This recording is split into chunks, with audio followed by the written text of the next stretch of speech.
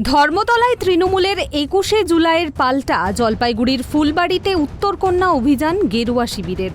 নারী সুরক্ষা সহ একাধিক ইস্যুতে রাজ্যের বিরুদ্ধে এই অভিযান হলেও আদতে ২৬এর বিধানসভা নির্বাচনের আগে উত্তরের দলকে চাঙ্গা করতেই বিজেপির এই কর্মসূচি বলেই মত রাজনৈতিক বিশ্লেষকদের।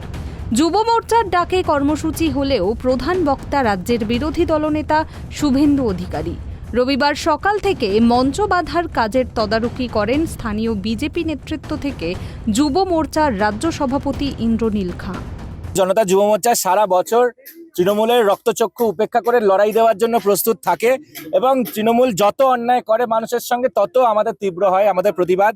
এবং যেভাবে করে তৃণমূল কংগ্রেস সরকারকে অপব্যবহার করে এই কর্মসূচিকে আটকাবার অপচেষ্টা করেছে, সম্মানীয় আদালতের অর্ডার থাকা সত্ত্বেও সেখানেও প্রতিবন্ধকতা সৃষ্টি করেছে, তারপরেও আমাদের ভারতীয় জনতা যুব মোর্চার কার্যকর্তারা লড়াই দিয়ে যাচ্ছে এবং আমরা অলরেডি মঞ্চ যেভাবে আছে আমরা তা অলরেডি সেটা তৈরি হচ্ছে। জুলাই তার হাজার হাজার যুব সমাজ রাজপথে থাকবে, পুরো উত্তরবঙ্গ থেকে হাজার হাজার যুব সমাজ তারা আসবে।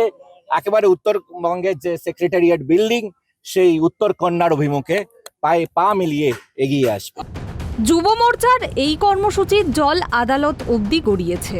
শিলিগুড়ি পুলিশ কমিশনারেট অনুমতি না দিলেও শেষ পর্যন্ত হাইকোর্টের দ্বারস্থ হয়ে অভিযানের শর্ত সাপেক্ষে অনুমতি নিয়ে আসে গেরুয়া শিবির। কোর্টের নির্দেশ মেনে ফুলবাড়ি ফুটবল মাঠে মঞ্চ বাঁধতে গেলেও স্থানীয়দের বাধার মুখে পড়তে হয় বিজেপি নেতৃত্বকে।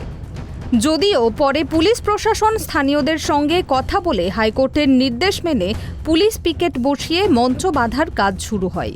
তবে রাজনৈতিক বিশেষজ্ঞরা মনে করছেন নারী সুরক্ষা সহ বিভিন্ন ইস্যুতে গেরুয়া শিবিরের এই কর্মসূচি হলেও নেপথ্যে রয়েছে ২৬এর বিধানসভা নির্বাচন।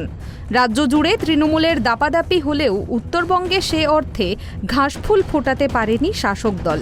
তুলনামূলকভাবে উত্তরে অনেকটাই শক্তিশালী বিজেপি।